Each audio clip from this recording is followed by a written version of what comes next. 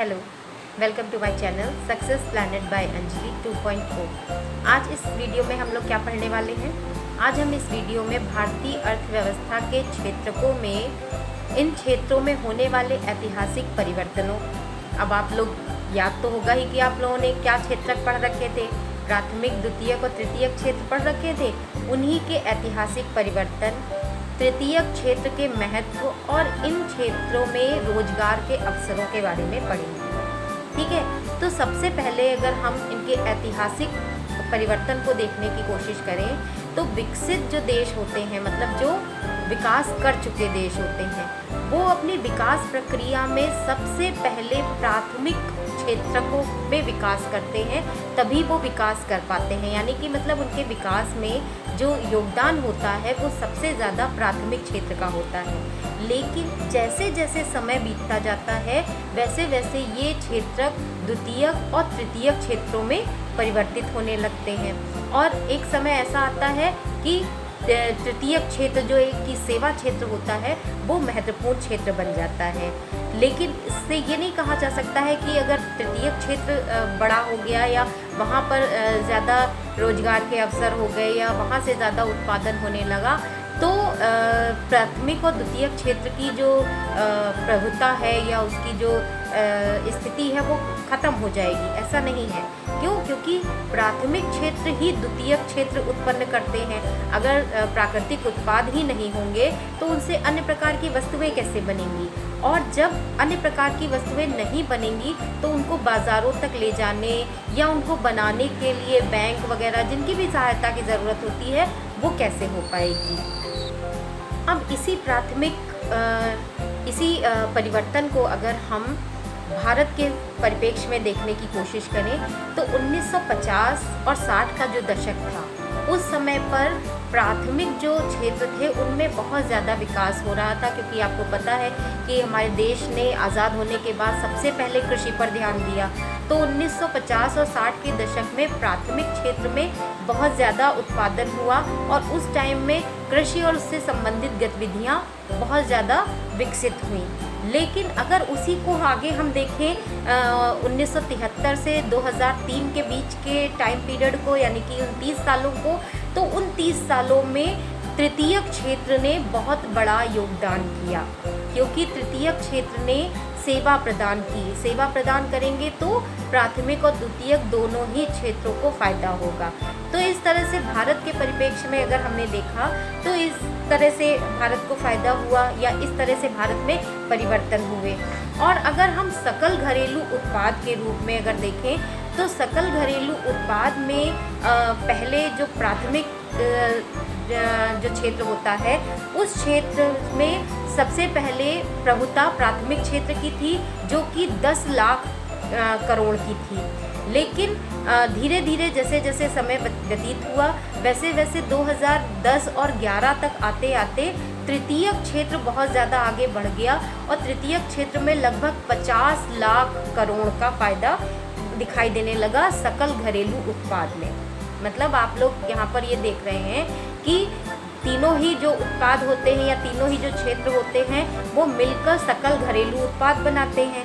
तो प्राथमिक में जहाँ 10 लाख करोड़ का हो रहा था, वहीं तृतीयक में आते आते यानी कि कुछ सालों में जब परिवर्तन हुआ तो तृतीयक में 50 लाख करोड़ का फ़ायदा होने लगा। तो यानी कि तृतीयक क्षेत्र बहुत ज़्यादा प्रभावित हुआ।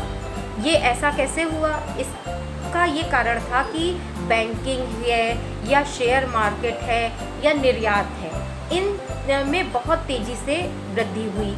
और बैंकिंग में इसलिए क्योंकि किसानों को अपना काम चलाने के लिए ऋण लेना पड़ता है या नई नई मशीनों को लगाने, ट्यूबवेल है, ट्रैक्टर है, इनको ख़रीदने के लिए बैंक से ऋण लेना होता है, या सरकार नई नई नीतियाँ लेकर आती है जिससे किसान उन नीतियों का फ़ायदा उठाकर अपने लिए चीज़ें इकट्ठी करते हैं, तो वो बैंक के द्वारा ही होता है। या द्वितीयक क्षेत्र में जो लोग उद्योग कर रहे हैं उन्हें अपने उद्योगों के लिए बैंक से कर्ज लेने की ज़रूरत पड़ती है और वो ज़्यादा से ज़्यादा निवेश करके अपने प्रोडक्शन को यानी कि अपने उत्पादन को बढ़ाते हैं।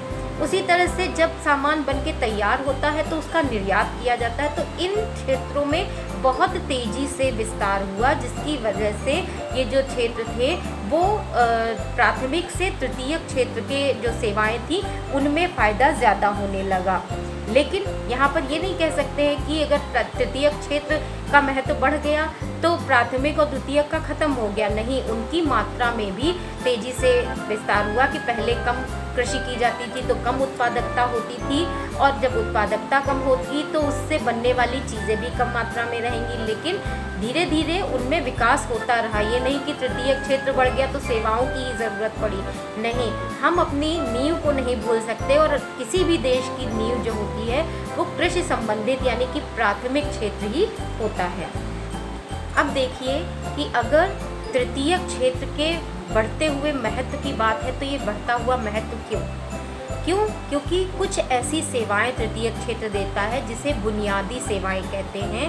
वो बुनियादी सेवाएं कौन सी हुई? जैसे कि अस्पताल, क्योंकि लोग बीमार होते रहते हैं और उन्हें इलाज की ज़रूरत होती है। उसके अलावा शैक्षिक संस्थान जहाँ पर बच्चों को शिक्षा प्रदान की जाती है, क्योंकि शिक्षा के महत्व को सभी ने समझा है और सभी लोग चाहते हैं कि उनके बच्चे शिक्षित हों। देश चाहता है कि उनका आने वाला भविष्य शिक्षित हो, इसलिए शिक्षित शैक्षिक संस्थान हो गए। उसके अलावा डाक सेवाएं हैं। डाक सेवाएं लोग कभी ना कभी इन डाक सेवाओं का प्रयोग करते ही रहते हैं अपने लेटर्स को या किसी भी चीज़ को भेजने के लिए, तो डाक सेवाएं हैं। उसके अलावा पुलिस स्टेशन है, क्योंकि पुलिस को भी सुरक्षा की दृष्टि से उसकी ज़रूरत पड़ती रहती है। लोगों के बीच झगड़े ना हो या किसी भी तरह की कोई परेशानी हो तो उसको पुलिस सॉल्व करती है। उसके अलावा बैंक और बीमा कंपनियां, बैंकों की ज़रूरत तो आपको पहले ही मैंने बता दी है कि ऋण लेने के लिए या अपने पैसे को जमा करने के लिए बैंकों की ज़रूरत होती है। और बीमा की ज़रूरत इसलिए होती है क्योंकि किसी भी तरह के नुकसान से बचने के लिए इंसान अपनी जीवन का और साथ साथ अपने जो चीज़ें खरीदता है उनकी जीवन के लिए उनका बीमा करवाता है। तो ये कुछ बुनियादी ज़रूरतें हैं जो तृतीयक क्षेत्र में आती हैं और इनका बहुत ज़्यादा महत्व बढ़ा इस समय पर, इसलिए तृतीयक क्षेत्र का भी महत्व ज़्यादा बढ़ गया। उसके अलावा कुछ चीज़ें होती हैं जो प्राथमिक और द्वितीयक क्षेत्रों से जुड़ी हुई होती हैं, जैसे कि व्यापार हुआ, संचार हुआ और भंडारण हुआ। जैसे कि अनाज को अगर लिया गया तो उसका भंडारण करना, या जो भी कपास है तो उससे धागा बना के या कपड़ा बना के उसका भंडारण हुआ। तो भंडारण की और उस सामान को खेत से फैक्ट्री तक और फैक्ट्री से बाज़ार तक पहुंचाने का जो काम होता है वो परिवहन करता है। तो प्राथमिक और द्वितीयक क्षेत्रों में विकास हुआ तो इस तरह की जो सेवाएं थीं जो इनसे जुड़ी हुई हैं वो भी बहुत तेज़ी से बढ़ी, जो तृतीयक क्षेत्र का हिस्सा थी, इसीलिए तृतीयक क्षेत्र का महत्व बढ़ा। अब तीसरी चीज़ अगर हम देखेंगे तो तीसरी चीज़ है कि जैसे आय में जो वृद्धि हुई या जीवन स्तर की जो जीवन का की गुणवत्ता बढ़ी, उसके अलावा पर्यटन और ख़रीदारी में लोगों ने घूमना फिरना लोगों को पसंद आने लगा या लोग घूमने फिरने लगे और ख़रीदारी करने में, और निजी अस्पतालों का प्रयोग करने लगे। सरकारी अस्पतालों में सुविधाएं लोगों को नहीं मिल पाती थी क्योंकि उनकी आय में वृद्धि हो गई थी, तो वो निजी अस्पतालों की लग्जरी जो सुविधाएं होती हैं उनको लेने में ज़्यादा इच्छुक होने लगे। और प्रोफेशनल कोर्सेज ये भी तृतीयक क्षेत्र में आते हैं। इन सब की बढ़ोतरी की वजह से बहुत ज़्यादा वृद्धि हुई तृतीयक क्षेत्र के महत्व में। इसीलिए ये जो परिवर्तन हुआ वो इसीलिए हुआ कि बेसिक हमारा कृषि ज़रूर है, लेकिन प्राथमिक और द्वितीयक के साथ साथ तृतीयक क्षेत्र में केवल सेवाएं हैं, लेकिन उनकी ज़रूरत और उनकी जो महत्व है उनका वो बहुत ज़्यादा बढ़ा।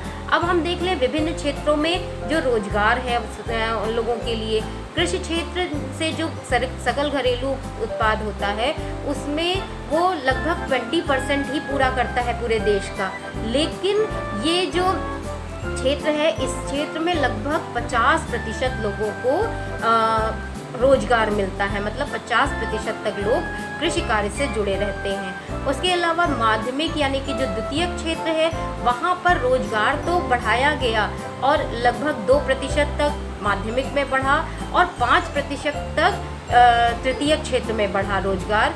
लेकिन ये नहीं कोशिश की गई कि जो लोग कृषि कर रहे हैं उनको कृषि कार्य से छुड़ाकर और इन कामों में लगाया जाए, क्योंकि कृषि हमारा बेसिक, जब प्राथमिक स्तर ही नहीं होगा, प्राथमिक क्षेत्र ही नहीं होगा तो द्वितीय को तृतीय क्या काम करेंगे। जब हमारे पास खाने को ही नहीं होगा तो हम और काम कैसे कर पाएंगे। इसलिए ये कोशिश नहीं रही किसी भी क्षेत्र की कि वो प्राथमिक क्षेत्र से जुड़े हुए लोगों को अपने क्षेत्र में लेकर आए, लेकिन फिर भी अवसर बढ़े।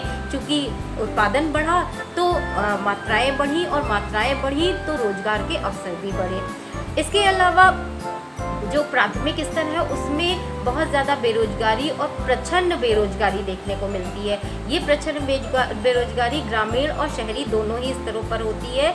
ये मैंने आप लोगों को बताया हुआ है, आप लोगों ने 9th में पढ़ा होगा। जब आप लोगों ने बेरोजगारी पढ़ा था तो प्रच्छन्न बेरोजगारी के बारे में आपने पढ़ा है। आप लोग मुझे मेरे कमेंट बॉक्स में ये आंसर देंगे कि प्रच्छन्न बेरोजगारी क्या होती है।